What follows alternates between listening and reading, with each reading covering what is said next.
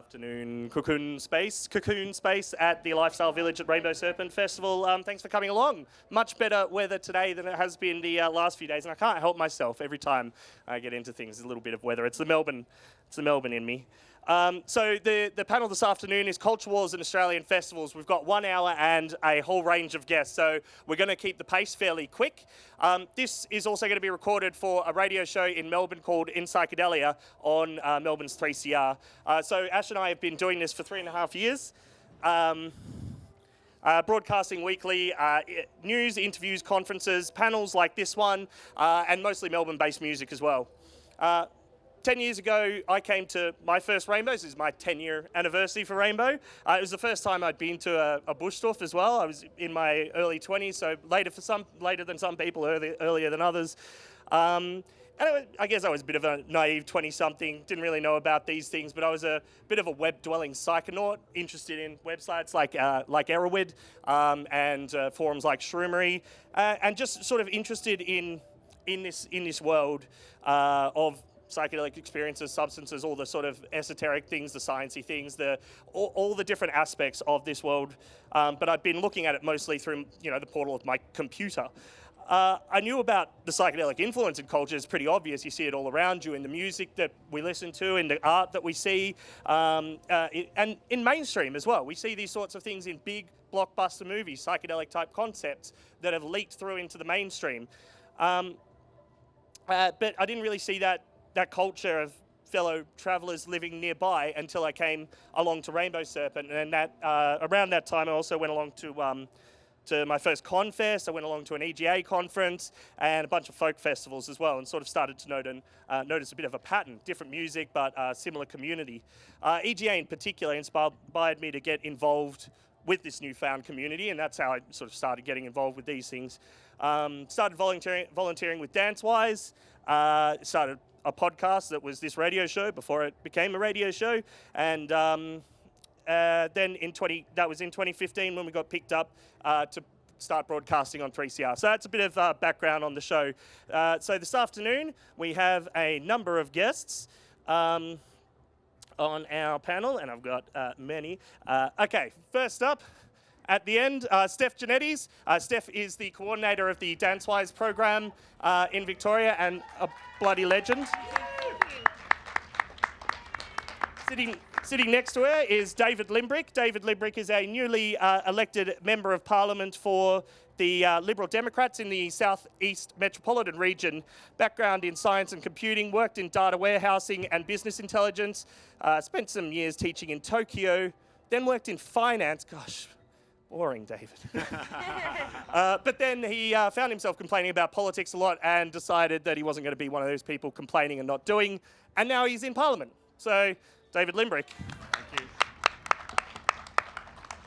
Next to David is Melissa Dent. Melissa is the co-founder of RaveSafe. So RaveSafe was DanceWize. RaveSafe is DanceWize.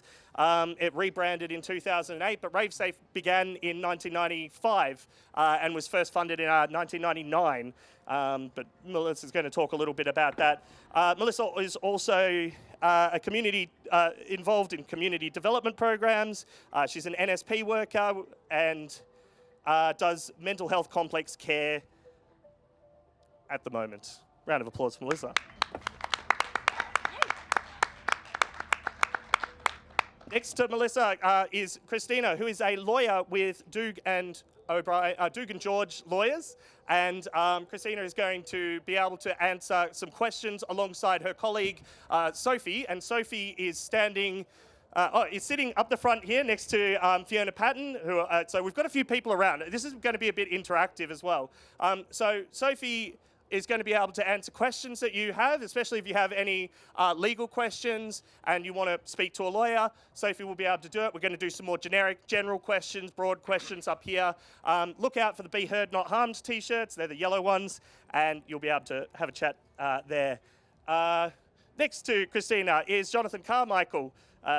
Jonathan Carmichael is the co-founder of EGA. And gosh, this is what happens when you make notes everywhere. And is a psychedelic and ethnobotanical activist who is also a photographer and has been involved with party scene for decades now.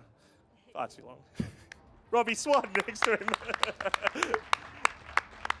Robbie Swan next to Jonathan Carmichael, and Robbie is the co-founder of the Australian Sex Party, now the Reason Party, but also used to work editing alternative culture magazines Simply Living and Matilda magazine. Robbie. David Caldecott next to Robbie Swan. David is an emergency physician at Calvary Hospital in Canberra. David also has 5 children and manages to fit in advocating for pill testing around his parental duties. Amazing, David. And finally, Nick Kent, the National Director of Students for Sensible Drug Policy Australia, holds a Masters of Teaching and researches the state of drug education in our schools.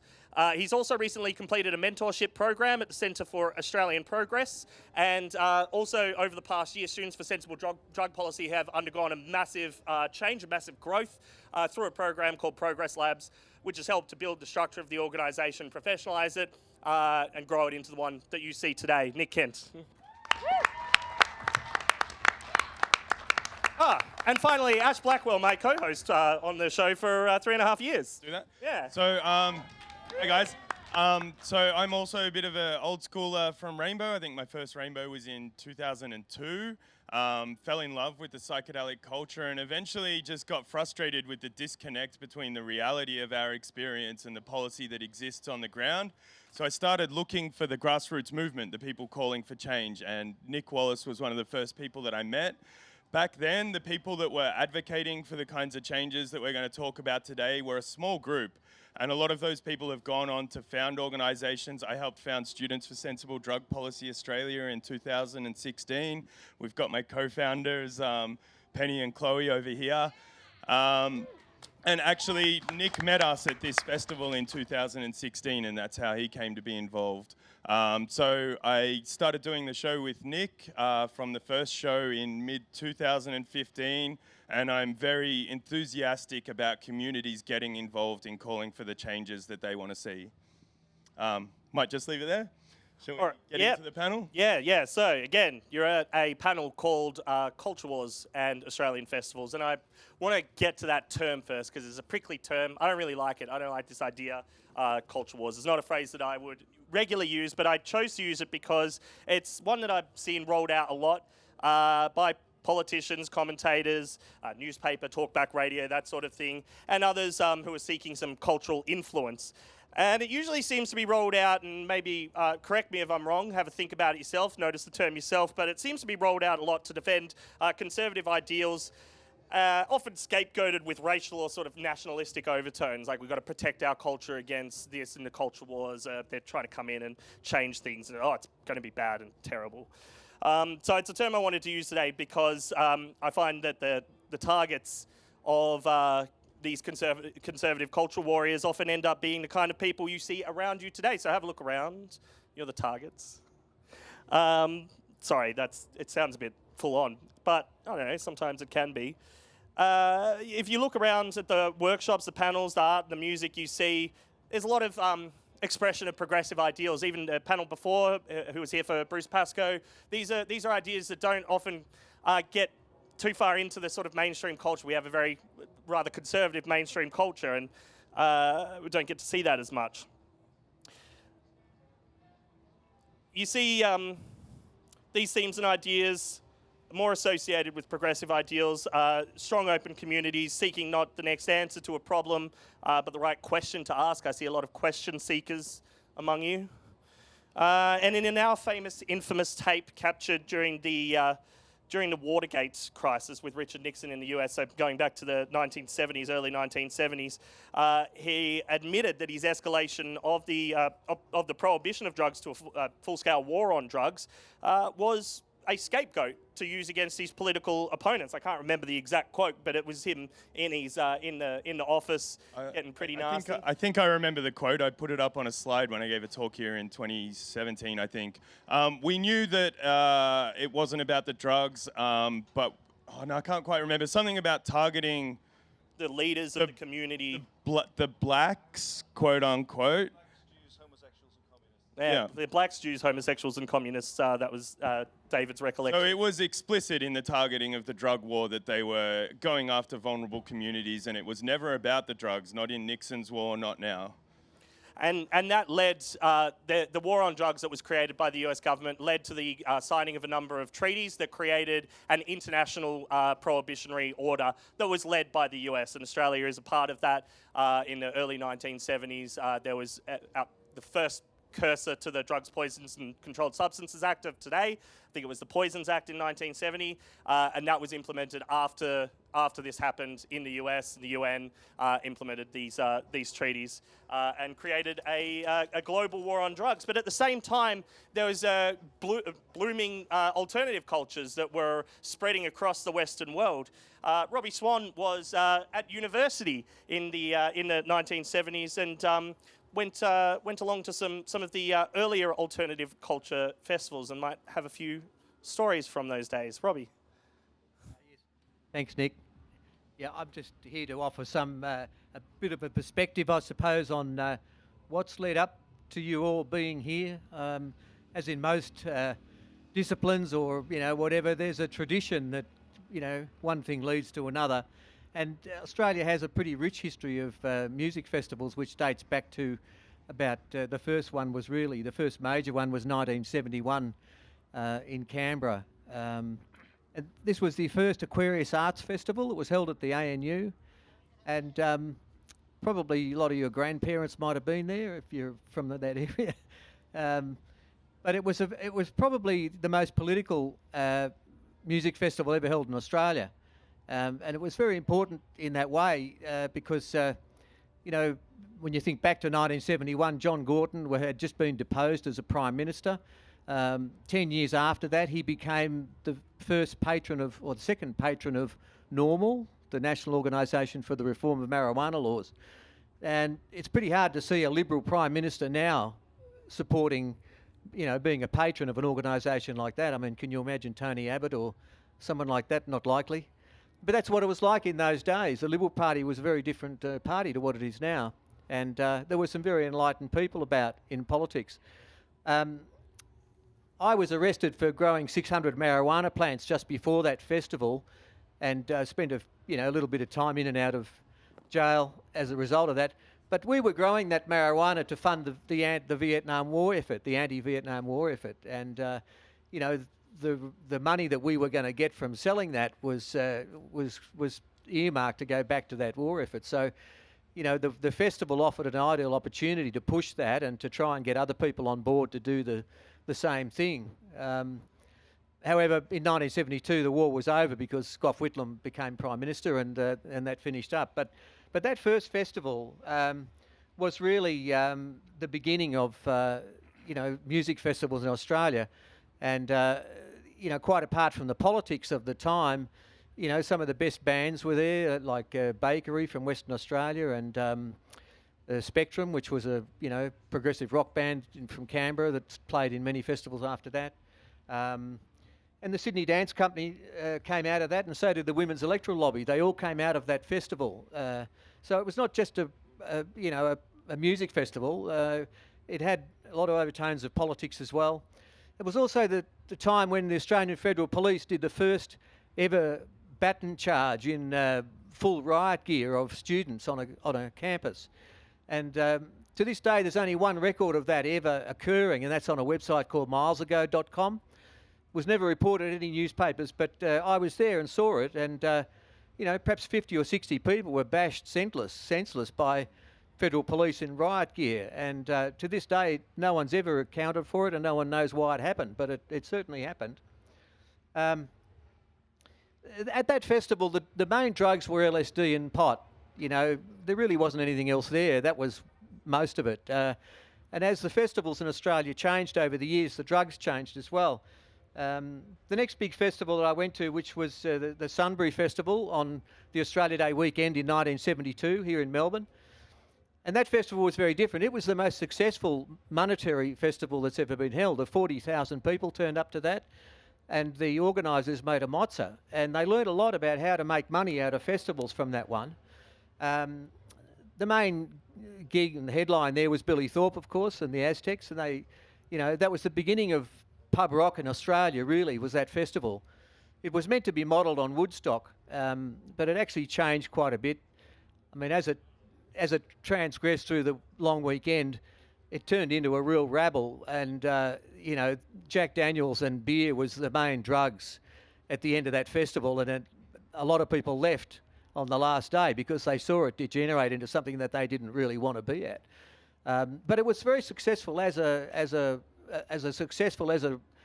you know, a financial event, and lots of people running festivals took note of that. The last one of those was the next year, of course, in 1973, which was the second Aquarius Arts Festival in Nimbin, up in northern New South Wales. And even though it was probably the least well attended of all of those, I think only between 5,000 and 10,000 people came to it. I remember it well as probably the best organised festival, and it was the most successful in that it was the one that progressed festivals after that for many years. And the reason for that was it wasn't just music and it wasn't just drugs, but it was about lifestyle as well. It had politics in it as well. But there was a whole lifestyle thing went with that, you know, housing, you know, ideology, everything. And it was the vision quest of all festivals, and in many ways I think that festival was the one which is the precursor of the Rainbow Serpent festivals. I might be wrong there, but I'm pretty sure that's the case. There was no big bands attended that festival. You know, that was all local musicians, individual musicians. A lot of world music was featured at that one, which was not the case at the other festivals. And, you know, I think, you know, 35 years on or whatever it is from then, we're still reaping the benefit of that one. So just to put that in perspective, the Aquarius Arts Festival at ANU in Canberra in 1971 was the beginning, a very political festival. Sunbury in Melbourne in 1972 was the big, you know, money-making festival. And Nimbin number 3 up in 1973 was the Lifestyle Festival, which launched the rest of them. So someone ought to write a book about it. Says the author. Thank you, Robbie. So next up we have Dr. David Caldecott. Many of you who've been following the politics of drug policy in Australia will know him as one of the most vocal advocates for pill testing. But before that, in the 1980s, he was around the club scene in, was it London? In London. So he's going to tell a little bit about his, I guess, genesis of interest in this area. Sure. So I'd ask you to cast your mind back, for the most of you, to place in utero. But in the 1980s, Ireland was a very poor country and nobody could get a summer job. And so during the summers, we would either go to America or to London, usually to work on building sites. And there was good money to be had, and there was not a lot going on in Ireland. You could probably get some pot and certainly get whiskey and a lot of alcohol, but not a lot as far as drugs are concerned. And certainly not a great deal as far as sex was concerned either. You needed to get a prescription to get a condom in the early 80s. So it was a voyage of adventure to go overseas. And I came from an academic family and therefore couldn't afford to go to America. So I went to London. And I was in London towards the end of the 80s, 1988, 1989, and 1990. I started medicine in 1990. And at that time, coincidentally, ecstasy emerged in the UK. So it was largely, Robbie's done the first Summer of Love, and I'm probably going to do the second, which was probably started in London in the late 80s, where unknown DJs like Danny Rampling and Paul Oakenfold and Carl Cox were taking summer trips to Ibiza and discovering fascinating things to bring back and establishing small clubs that people could go to, places like Shoom and Spectrum. And they were kind of like this, except on a minute scale, where people could basically hang out and listen to amazing music and chat and sample the delights of the world around them.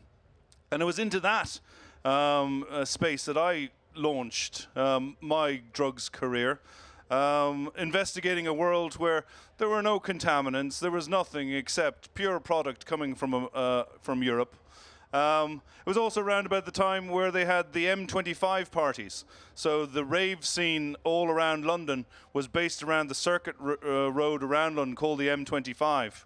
And the one that I recollect the best is probably the White Waltham airfield party, which there's a perfectly usable airfield just outside of Maidenhead, which was rendered unusable by a group considerably larger than this, under the influence of all sorts of exciting material.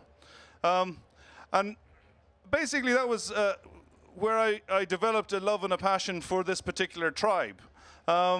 When I decided to do medicine, I decided I would look more into the sort of ways of keeping you safe. And since that time, that's mostly what I've been focused on.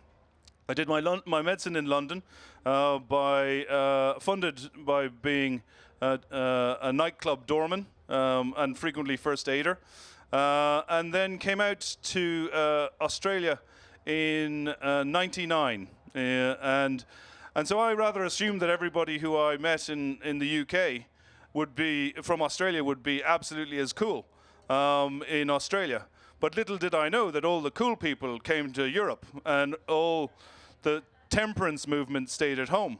And so I came from a very open-minded London in the latter half or the latter years of the last millennium, into a place which was more akin to 1950s Alabama as far as drugs policy was concerned.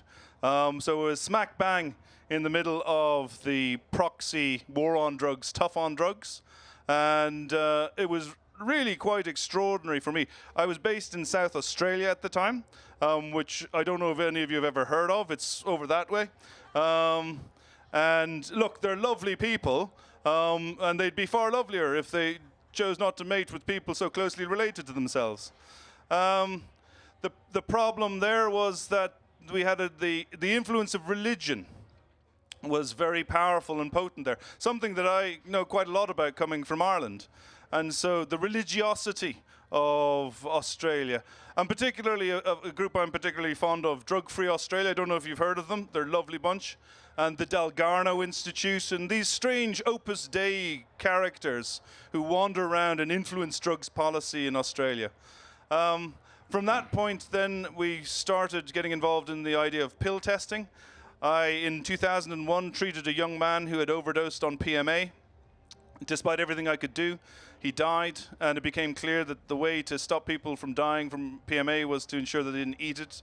And the best way to stop people eating dumb drugs was to identify dumb drugs and tell them what was in it, and they make their own decisions. And so 2019 represents the 18th year of our campaign to introduce pill testing into Australia.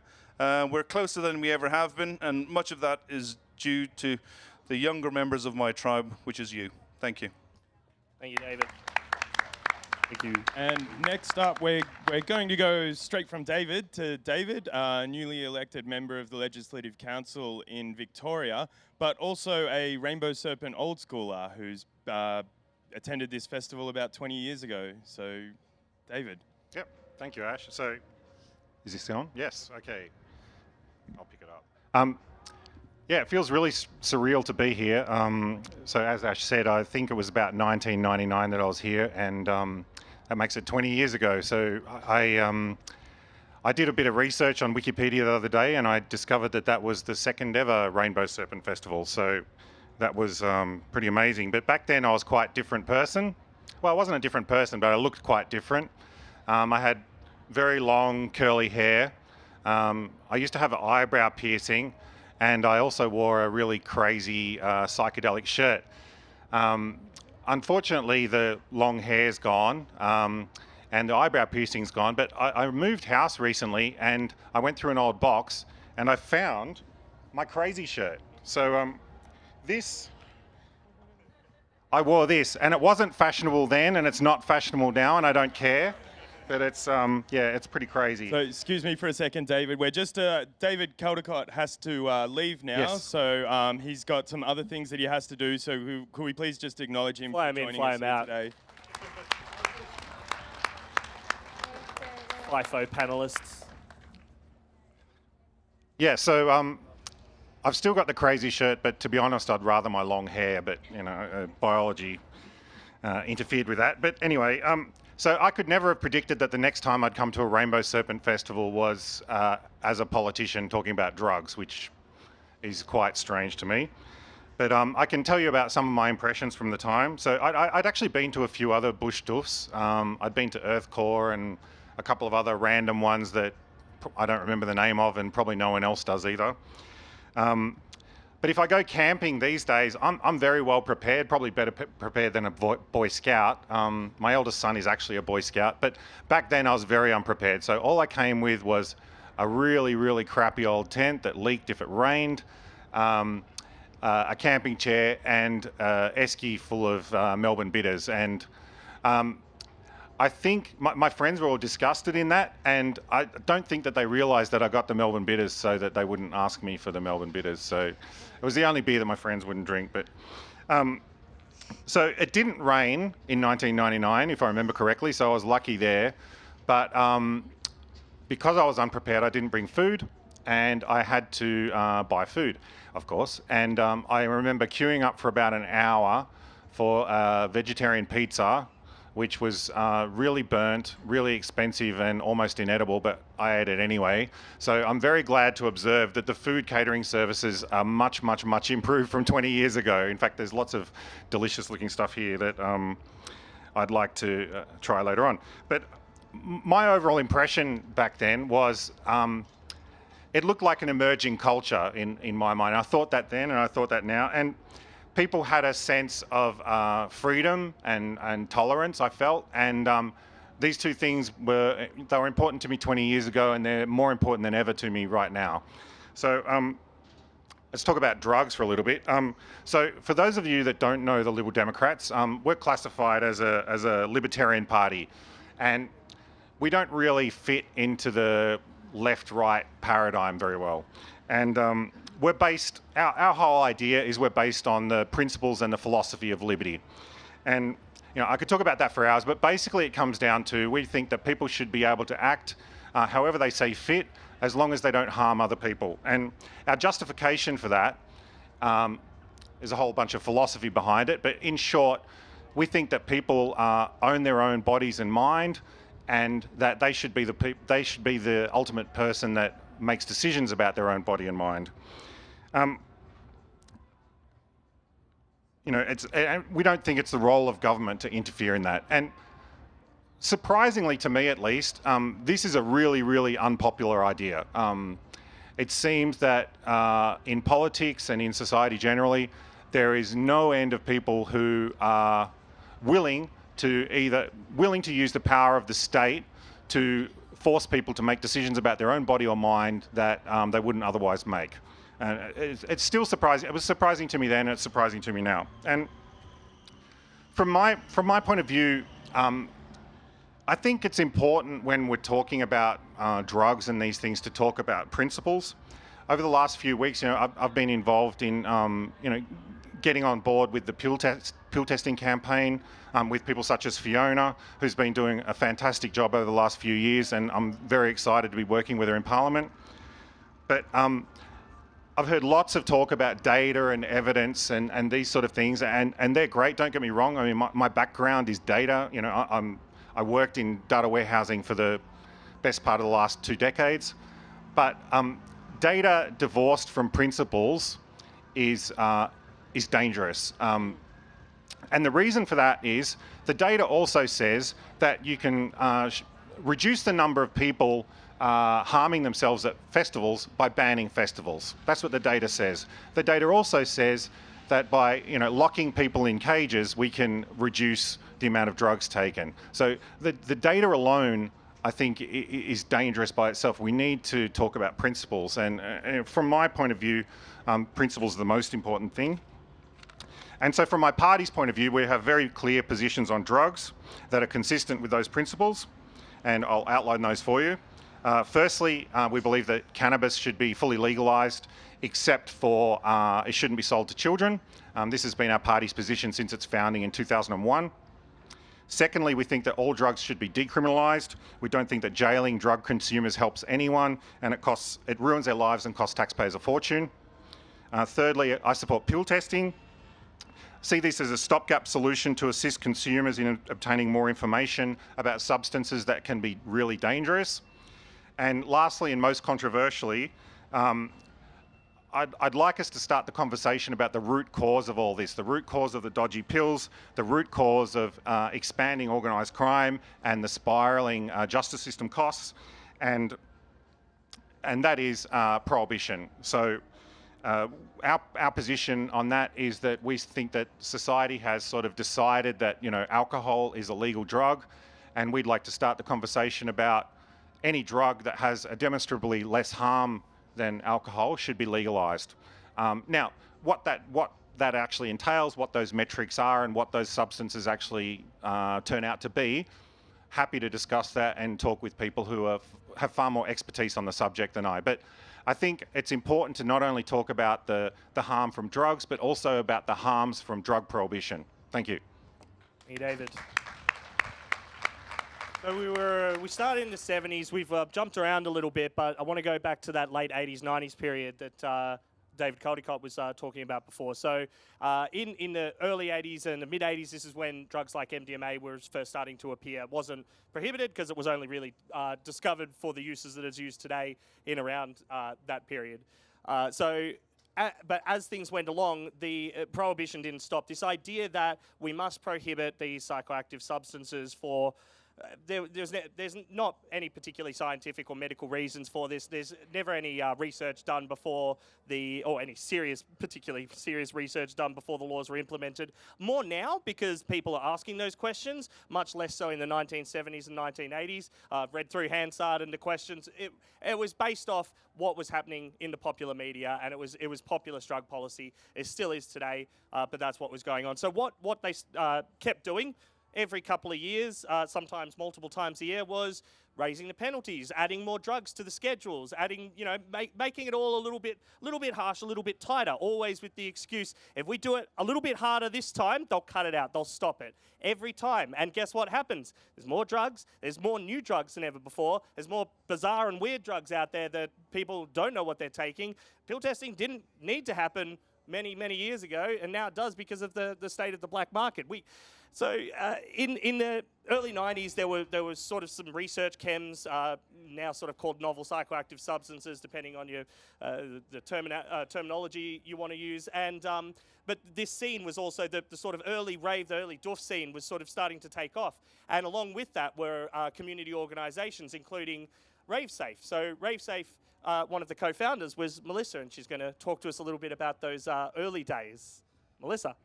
Thank you.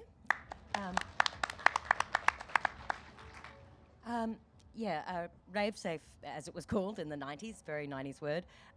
We started with me and a friend, Michael Arnold. Michael and I came from socialist activist backgrounds. Michael had actually been an environmental youth activist from the age of 14 around the country, speaking at rallies, and I was kind of involved in socialist feminist activism. And we got into festivals together. And we got into festivals with actually a highly political crew. We just moved into a share house in Sydney, and that happened to be where Vibe Tribe lived. They were an early party crew. And they were actually some of the hardest working anarchist activists in the country as well. And so you actually had this sort of merging of cultures where we got into raves with actually through some highly politicised activists.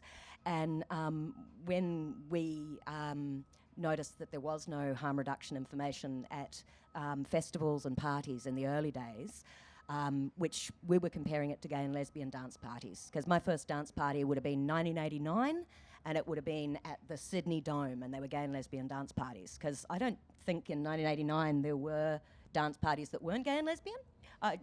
And it was also like a really great safe place for me as a 17, 18-year-old ending high school to be going out, because we got to party without the sleaze. And if you think you see sleaze now, you should have, well, you're just glad you missed the 80s and 90s. Because part of the history of the rave scene is actually feminist. And one of the things that both men and women of good sense found intolerable about going out in the 80s and 90s was the sleaze factor. It was the male behaviour on alcohol was just extreme. It was unsafe, it felt unsafe to be in clubs. And so the festival scene really grew out of good-minded people trying to create safe environments for self-expression where, I think just like the slogan on the flyer, where your outfit doesn't mean consent. I'm here being free. It's got nothing to do with how I look. So the festival scene came out of, I think, those kind of thoughts. And we were, back in the 90s, actually very anti-alcohol. The crews that I hang with Messy Creations, we were really anti-alcohol. And this was partly to do with male violence on alcohol.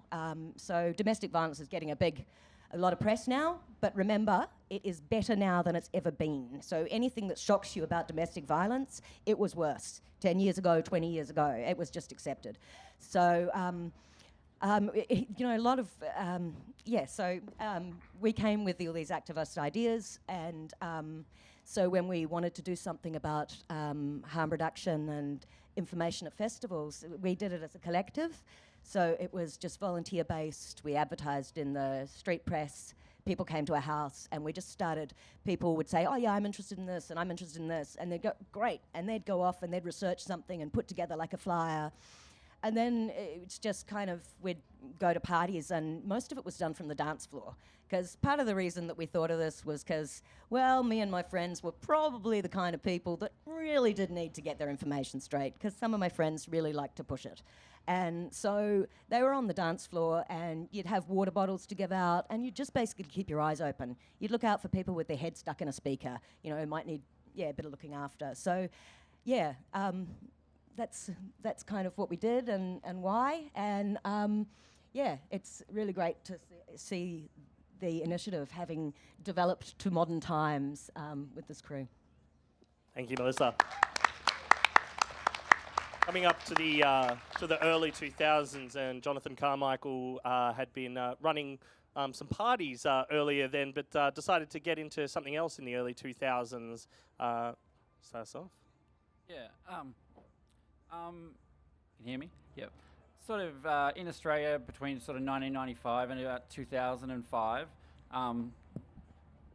There was definitely like a massive what we call doof culture now developing. It's definitely was much smaller back then, but around sort of, I don't know the exact date, but around 2000, maybe 2003, 2004, we had things like Oztrance running that were forums that were basically based on dance party culture, and they were very large, and it was basically where you went to connect. It wasn't like Facebook.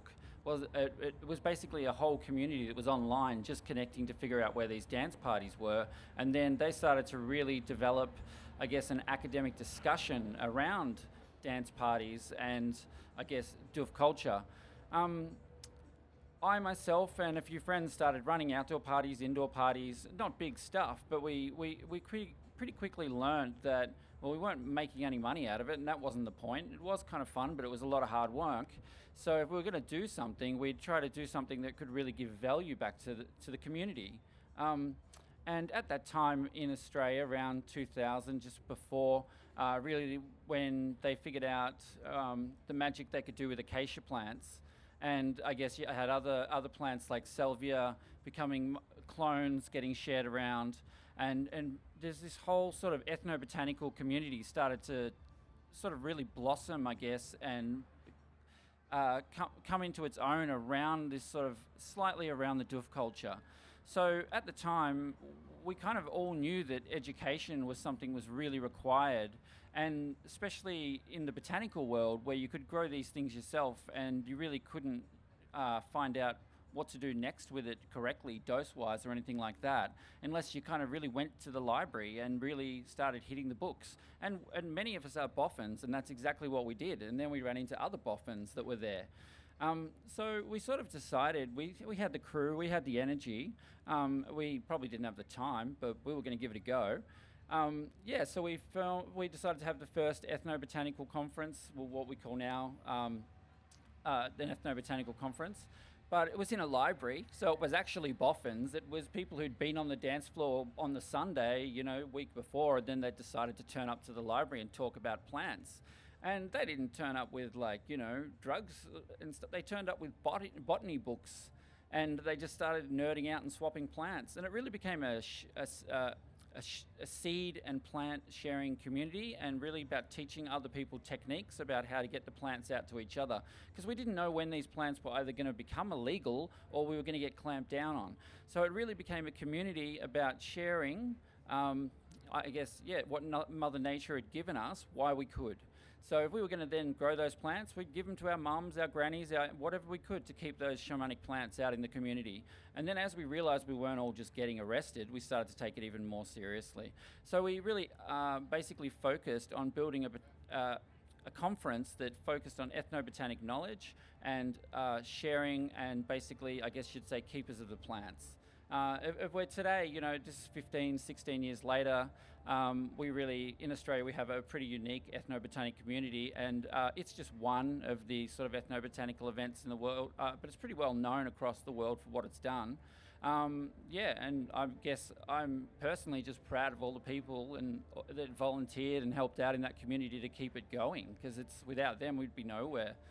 So today, you know, we publish a journal. We have a YouTube channel with 70 videos or 80 videos online that's free for everyone to access.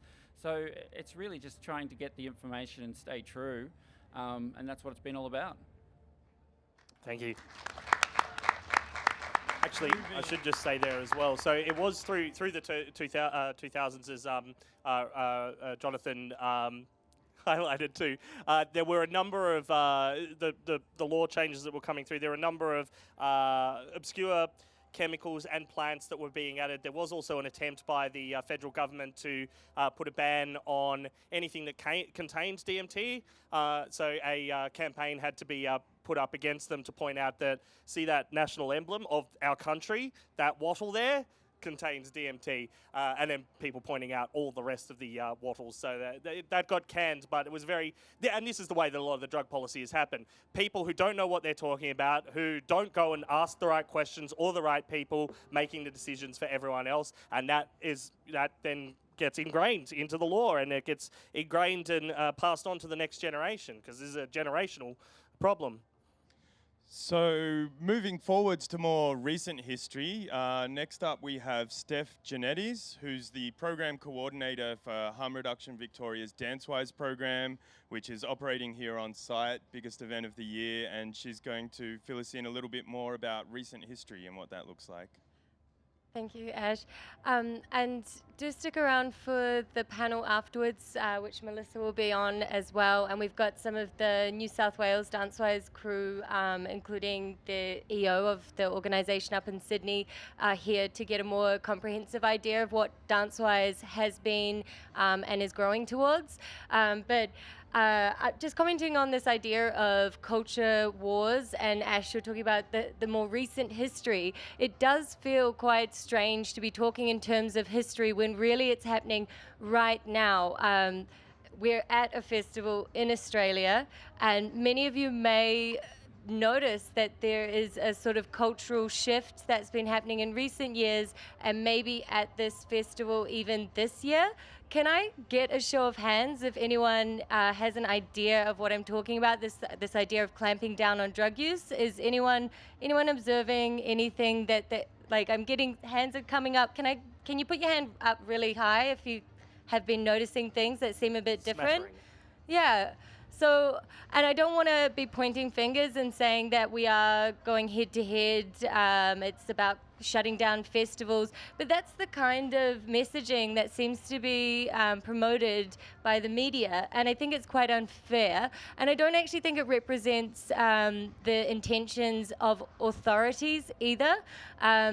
What goes on at festivals like Rainbow Serpent is we come together, we get to enjoy the dance floor, learning new things, meeting people, just being in nature. I often have thought of outdoor festivals as an opportunity for people, especially people living in built-up areas, living in urban areas, to reconnect with nature, because you can't spend that much time in nature without recognizing that this is an integral part to being alive. So I think that the essence of festivals is coming together, but often what gets the most attention is it's like the scapegoat. The drugs or the drug use becomes the scapegoat.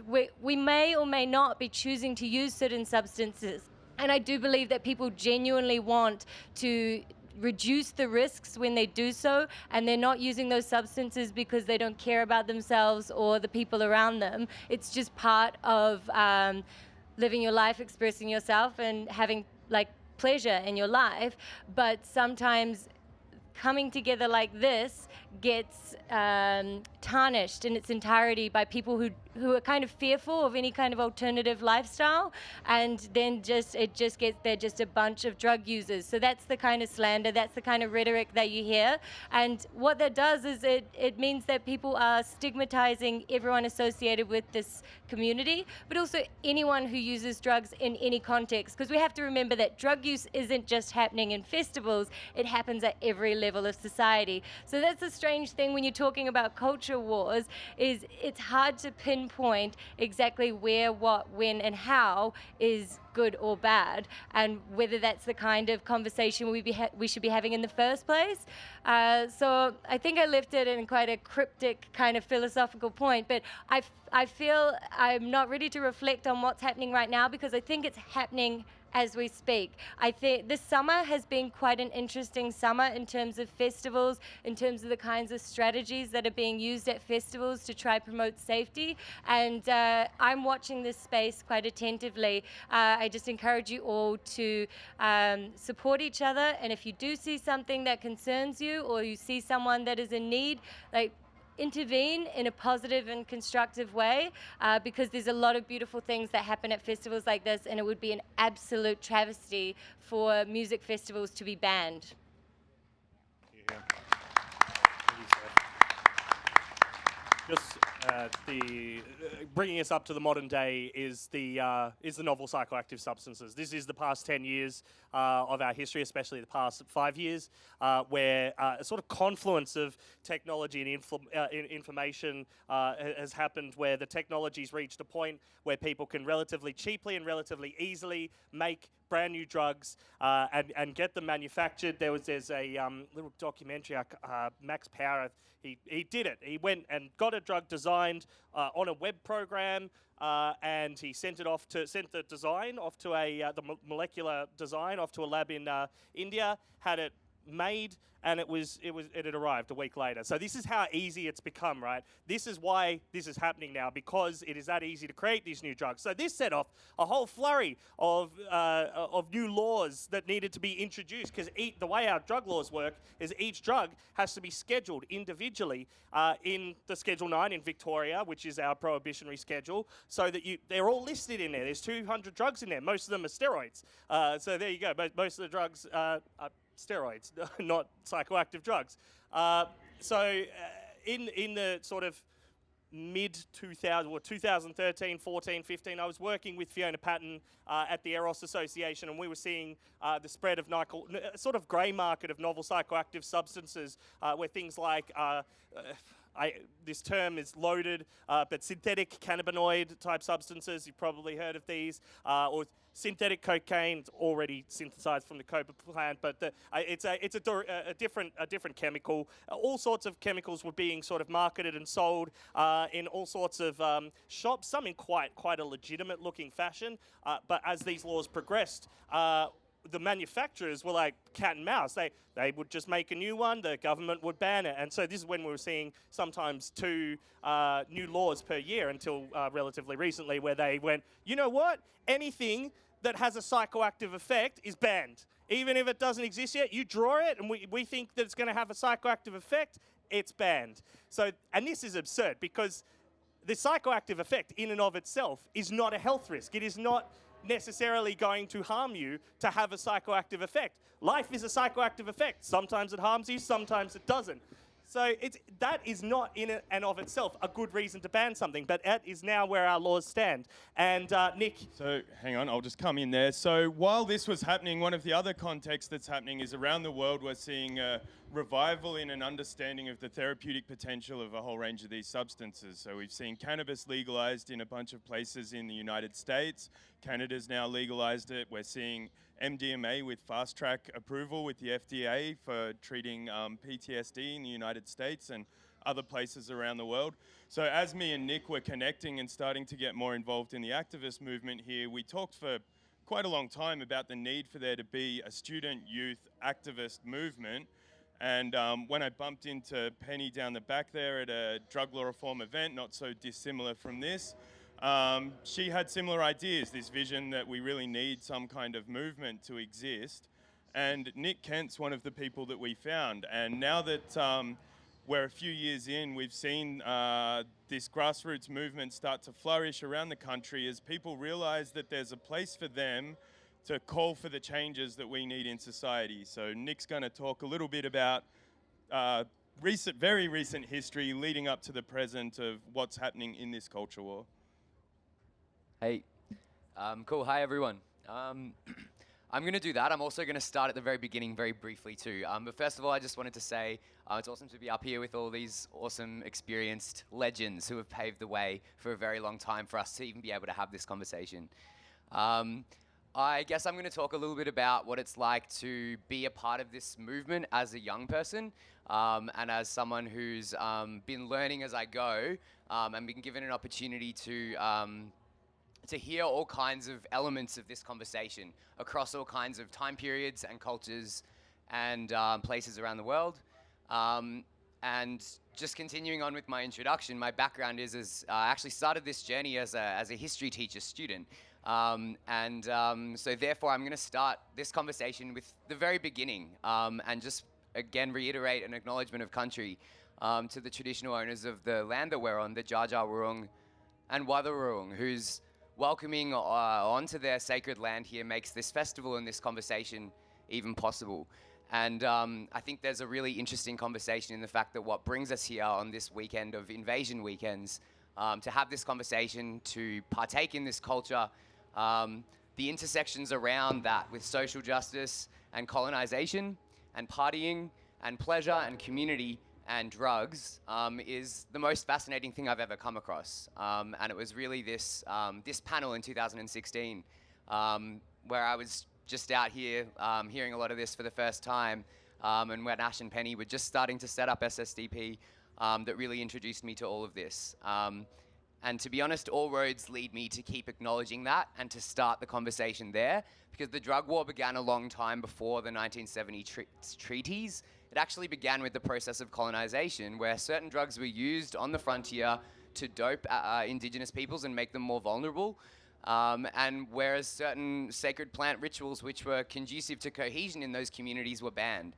And that's where this conversation started. So it's important to acknowledge that and acknowledge the ongoing struggles of indigenous people.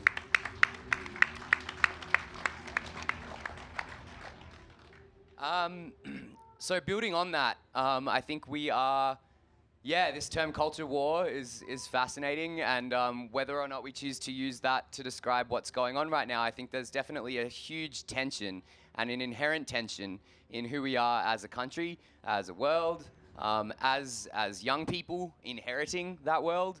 And a part of that, for many of us who come to these events, is drug use.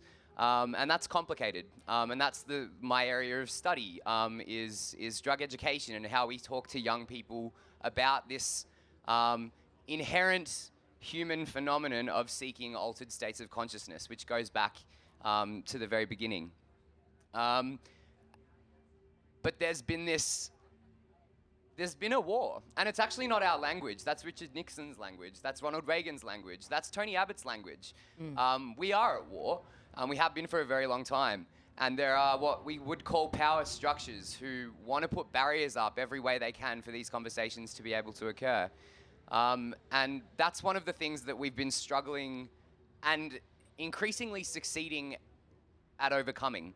And I think that I can just talk briefly to my personal experience about who I was when I came to this panel in 2016 as someone with like a whole bunch of gut feelings about the power of, you know, the dance floor and the power of what it means to be here, and most importantly, what it means for society to reject that, and what it means for society or mainstream culture or whatever to try and make us feel guilty about that, to try and make it hard for us to speak up about what that feels like to our family, to our friends, to our colleagues, to our children, to the other people around us. And that's what I struggled to overcome. Like, I was at Melbourne Graduate School of Education just asking myself constantly why they weren't teaching me how to talk to kids about drugs. And so I went and wrote my thesis in that, but it was really Students for Sensible Drug Policy, who I came and signed myself up to straight away after this panel, that gave me the confidence and the connection to the evidence base, which is unequivocal. Guys, the evidence is in. There is not a shred of tangible data or lived experience to support the notion of drug prohibition, and we're gonna see that narrative unfold in our lifetimes. And I think that one thing that I've found is like crucial to that conversation is the inclusion and central place of young people. And we're the largest users of drugs, where there's a thing in human life in which in the youthful stage you want to experience these things.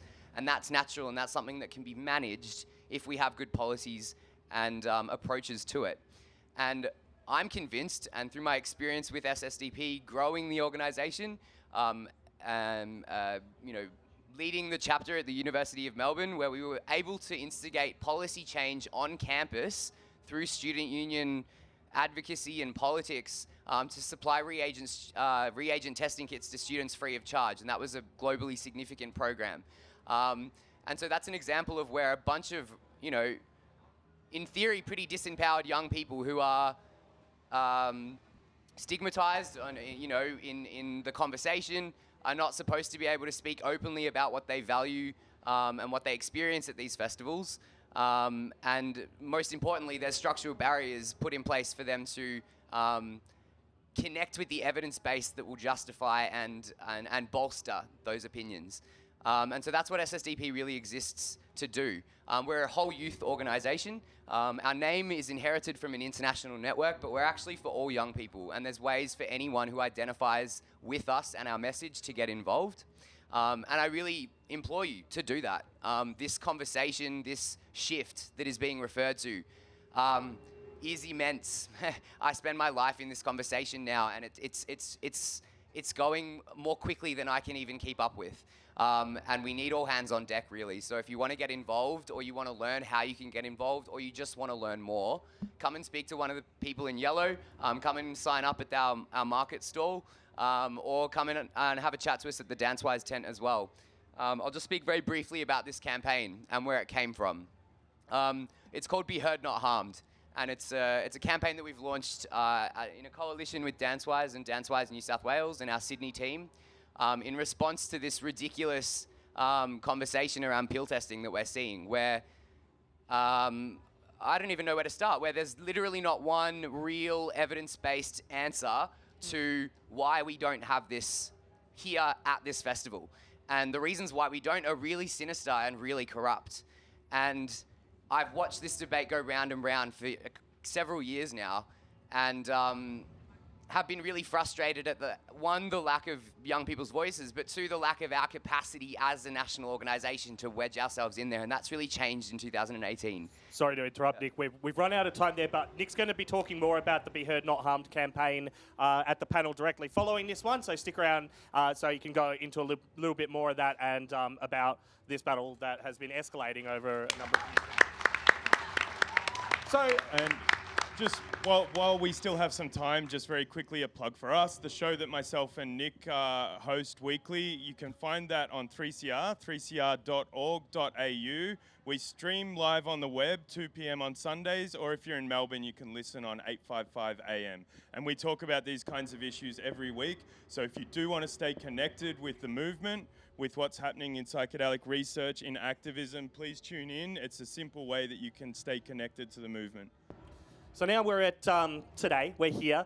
Steph brought us here as well, and Contextualizer Nick brought us here as well. But as we've seen, even this weekend, there have been things that you might have seen around dance floors that you might not have seen in other years. And you might be asking questions, but you might not know the answer to some of these questions. It's important to get involved, go and find out about these organisations, find out and learn about what's been going on. But it's also important to be informed about how this works right now. You need to know how the law works, because you need to know what to do if a problem ever comes in front of you. Because if it does, and you've got sort of folklore ideas about how it works, and I see a lot of that happen around here sometimes and around other groups, then you might not be putting yourself in the best possible position. So Kristina, finally, is going to talk to us a little bit about what you can do to get in the know. Yeah, thanks very much. It's been really interesting to hear about the development of the alternative culture over the years, and about the work that people are doing trying to give people personal responsibility for their own lives and for them to be able to make their own choices. But as a lawyer, we work with the laws that we have at any given time. And over the years, we've seen laws become more punitive. We see sentencing options being taken away from judges and magistrates. And so people that are exercising their choice to express themselves through taking drugs or experimenting with things, those choices are being criminalised. And the consequences for people can be really serious. Criminal convictions, jail time, licence losses. It can have so many ramifications for people. And as defence lawyers, part of what we really try and do is minimise the harm that comes when people are interacting with police in that way and they have charges. And one of the things that we try and do as much as possible is to give people information about how to deal with police, because we come into it a bit too late. We see people once they've already been charged, they've already had the interaction, it's all done and dusted, they've had their police interview, they've been involved in the search process, and then we see where it lies. And quite often we think, oh geez, if only they didn't say that, or if only they didn't do that. And people might want to stand up for their ideals and their beliefs and want to stand up to the police in that moment, but unfortunately quite often all that happens is they make it more difficult for themselves down the track. So personal power in the moment comes from understanding what your rights are, what your obligations are, and how you can best protect yourself in that moment. So hopefully, if you see Sophie and I around a little bit later on, you can come and talk to us about some of the practical things that you can do, some of the practical things that you can say to the police if you're having an interaction with them, so that the consequences to you are minimised. So we're just about to wrap up. Maybe like less than 30 seconds from each of you. If you have one last thing you want to say, if you don't, you can pass. One last thing, but like make it real short. Starting next to me, Nick. So thinking about as well, like where do we go from here, and what are the prospects for reform, and what does that look like? I'm going to... Is this okay? I'm going to go for 45 to a minute. We'll see. SSDP has a mission, and our mission is to empower young people. Hang on. Our vision statement is we envision a 21st century Australia in which research drives policy, young people drive the conversation, and drugs are managed for the benefit of society. So we're very far from that at the moment. And thank you. We want to run a campaign for pill testing that empowers thousands of young people to engage with the political process. We want to have conversations around youth incarceration and how the lack of access to treatment, rehabilitation, drug education, and how that interacts with social disadvantage and social injustice. We want to run campaigns and conversations around that, so that when we have an inevitable conversation around drug legalization, particularly psychedelic integration into society in the next decade, the voices that have known these substances have therapeutic potential for a very long time are prioritized over those who are just figuring it out from a randomized control trial.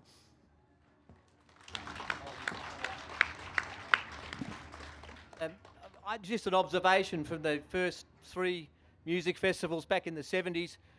I was there in an administrative capacity for 2 of them, and attended the other one as just as a guest. And I never heard of anyone who had a problem with any drugs. I can't ever remember anyone dying or falling ill from taking drugs back in those days. And there were plenty of people who overdosed. Like they, instead of taking 1 orange barrel or 1 microdot, they took 5, and that was pretty obvious what was going to happen there. But in terms of just having bad drugs, that never happened. And I think that's just worth reflecting on. I don't know why, but I think it is.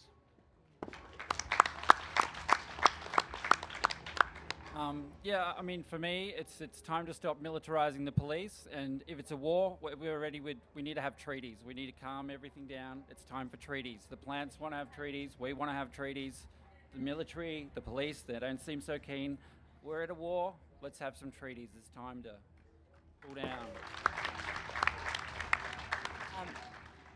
My piece of advice would be to educate yourself about your rights, and there's lots of information out there about how you can go about doing that. So look online and know your rights. Yeah, really important. I think I'm just going to reiterate that the number of people I have seen who have ended up with charges from what they have said and done.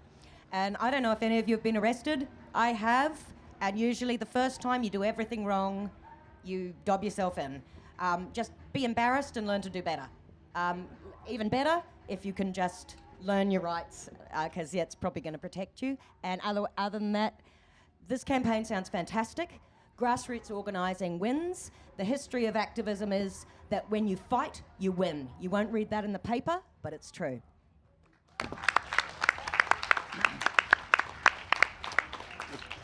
I think specifically with the pill testing campaign, it's pretty clear to me that there's lots of fantastic groups already ready to go and do this. We don't need anything from the government other than them to get out of the way, is my opinion.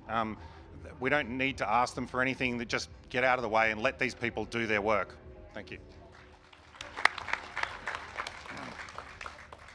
The organisation I work for, Harm Reduction Victoria, DanceWize, we stand for health rights, human rights and harm reduction. And an important thing when you're recognising that slogan is, what are the social determinants of health? Round of applause for our panel. So she's not joining us on the panel today, but we do have Fiona Patton in the audience. If you're up for giving some final comments, Fiona has been a warrior for us in the previous parliament, helping to get the injecting centre up, helping to get a drug law reform inquiry up. Would you like to just let us know how that's gone and what your hopes are for this parliament? Well, thanks, Ash, and hello everyone, and happy Rainbow. It's wonderful to be here. I'm disappointed by some of the stories I've been hearing about what's been happening here over the weekend, but it's great to see so many of us here enjoying ourselves. And congratulations to the whole panel, because I think you gave a really rounded view of where we've been and where we're coming to. And sadly, quite often, the more we change, the more we stay the same. But we are moving and we are seeing changes. And yes, as David said, the government sometimes is just standing in the way for no particular reason, except just say no seems like a simple message to give us. It's not a good message. It doesn't protect us. It doesn't help us. And please, get active. Speak loudly. The more of us who talk about the experience, who talk about the positive experience of being on the dance floor, of being here, that will change society, and you guys are doing it right here. And seeing a festival, as Robbie talks about, that encompasses our lifestyle, encompasses the love, encompasses the generosity that we feel at Rainbow, that is the message we need to send our politicians. That is the message we need to be sending our government, that this is a movement. This is not going to change. Just Say No doesn't stop us from experimenting, from seeking pleasure in different ways. What we want from our government, and all we want from our government, is to, in whatever way they can, try and keep us safe and enable us with our independence. Thank you. This has been Culture Wars and Australian Festivals. It is recorded for Enpsychedelia on 3CR Melbourne's radical alternative radio station on 855 AM. 3cr.org.au is the website. You can find our program page where you can also subscribe to the podcast, which gets irregularly put up. But hey, if you're somebody that's got some wicked editing skills and want to get involved with a radio program, helping out with podcasts. Come and talk to us later. But thank you again to all of our guests. Please stick around. The next panel will be from DanceWize on safe and sustainable partying.